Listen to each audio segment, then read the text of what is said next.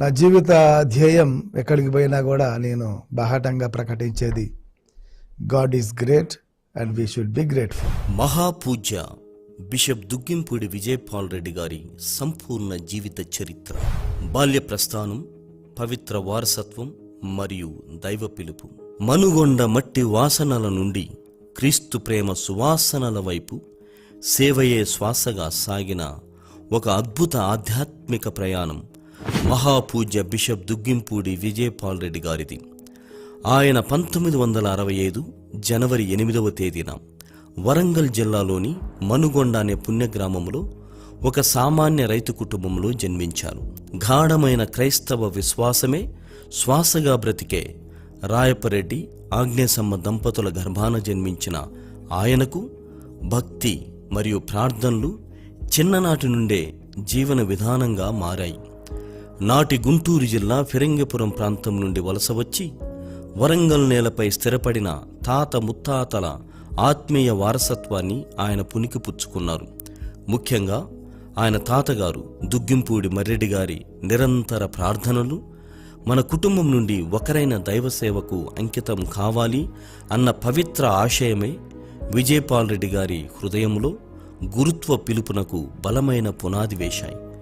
ఉదయం పవిత్ర బలిపూజ, సాయంత్రం కుటుంబ జపమాల అనే కఠిన క్రమశిక్షణతో కూడిన వాతావరణంలో ఆయన బాల్యం ఆధ్యాత్మికంగా రూపుదిద్దుకుంది.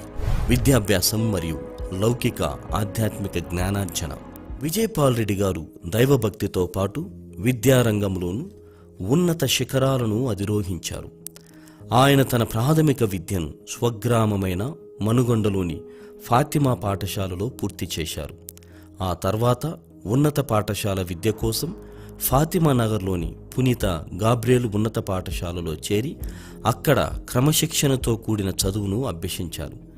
అనంతరం విజయవాడలోని ప్రసిద్ధ ఆంధ్ర లయోలా కళాశాల నుండి ఇంటర్మీడియట్ విద్యను పూర్తి చేశారు.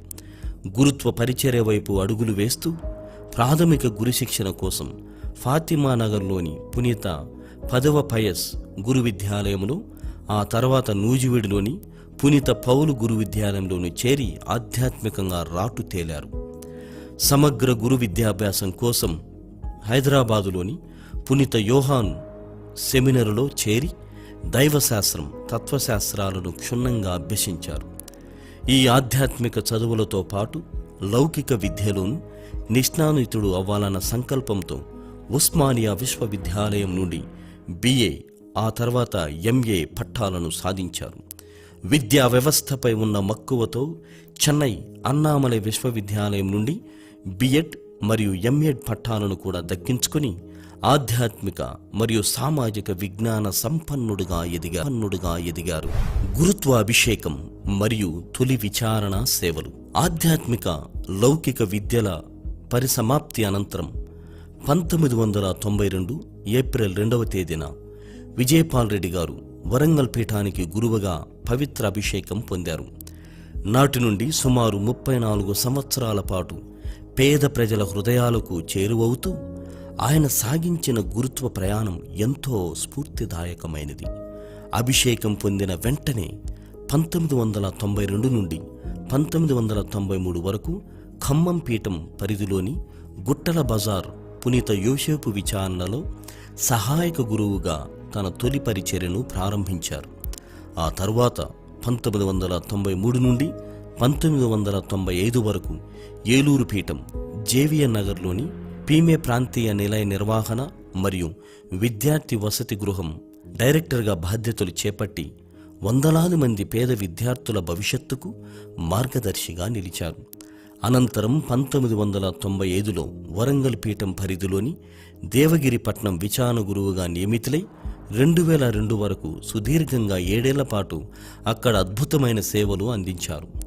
ఆ కాలంలోనే ఆయన 8 మిషన్ గ్రామాలలో స్వయంగా పర్యటించి అక్కడి ప్రజలకు జ్ఞానస్నానాలు ఇస్తూ దైవరాజ్య విస్తరణకు మరియు క్రీస్తు ప్రేమ చాటడానికి అంకిత భావంతో పనిచేశారు.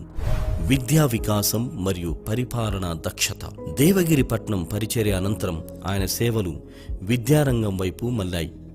2002 నుండి 2005 వరకు వరంగల్లోని ఫాతిమా విద్యా కళాశాల కరస్పాండెంట్ మరియు ప్రధాన అధ్యాపకుడిగా బాధ్యతలు నిర్వహించి నాణ్యమైన ఉపాధ్యాయ శిక్షణను అందించడంలో కీలక పాత్ర పోషించారు.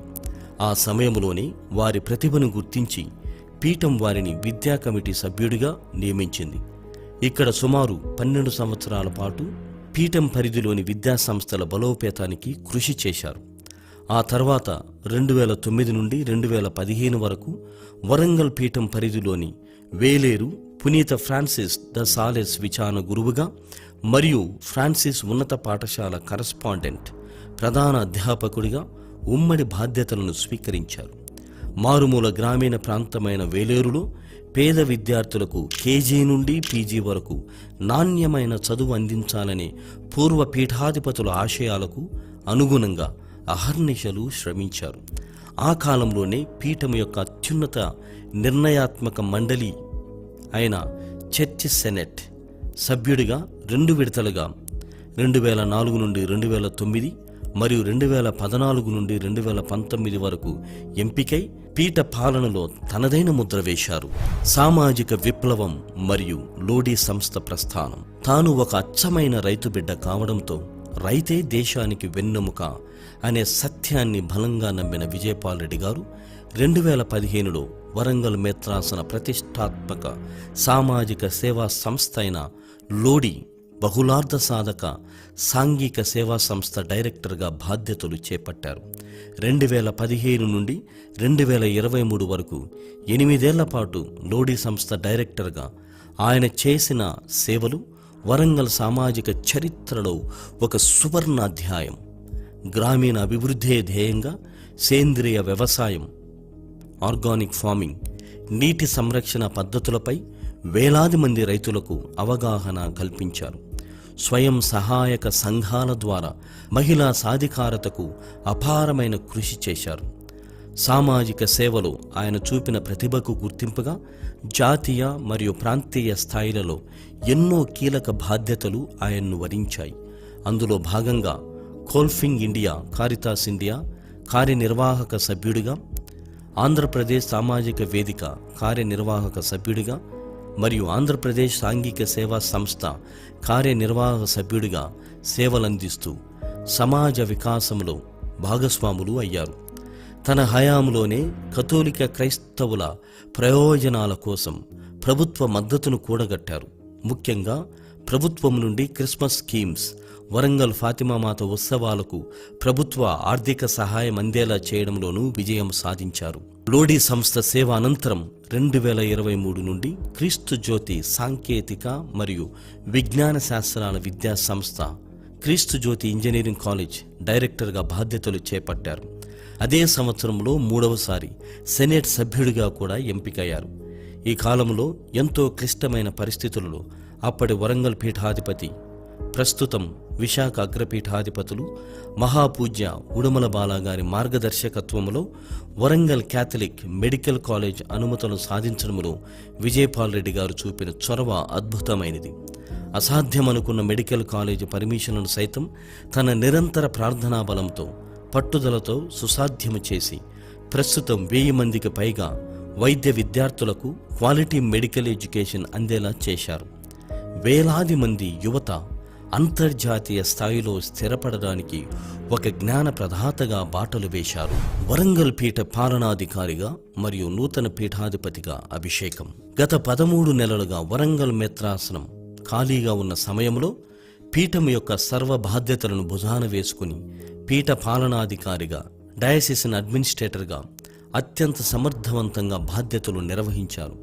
ఎంతో ఓర్పుతో గురువులను, మఠవాసులను, విశ్వాసులను సమన్వయం చేసుకుంటూ వరంగల్ పీఠ జూబిలీ మహోత్సవాలను అత్యంత వైభవంగా నడిపించారు.